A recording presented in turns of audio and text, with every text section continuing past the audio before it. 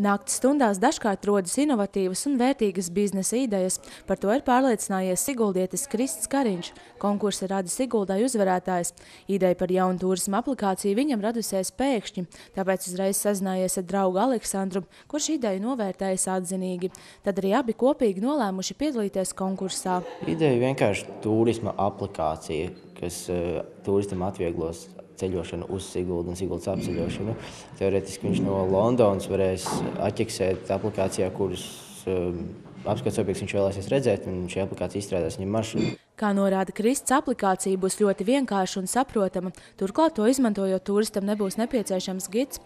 Konkursa nolikums paredz, ka biznesa ideja jāsāk realizēt 6 mēnešu laikā. Mēs jau sākam pamazām, sākam sadarboties ar vienu firmu un ceram šogad uztaisīt.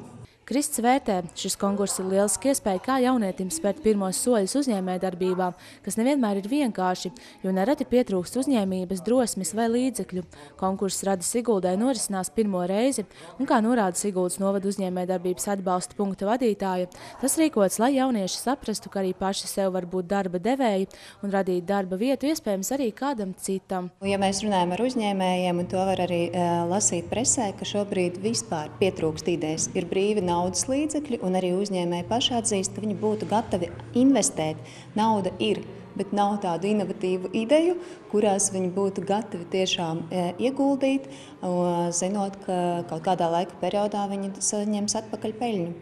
Kopumā konkursā tika iesniegtas 8 biznesa idejas, 7 no tām iekļuva 2. kārtā, kurā idejas jau vērtēja žūrija, pašvaldības un uzņēmējdarbības nozares pārstāvji.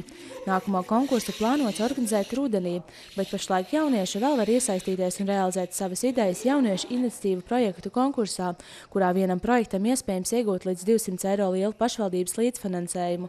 Tie var būt kultūras, sporta un labdarības pasākumi, neformālās izglītības un brīvā laika aktivitātes, kā arī viduslabu iekārtošana. Mūsu mērķis ir, protams, veicināt jauniešu tādu aktīvu sabiedrības līdzdalību.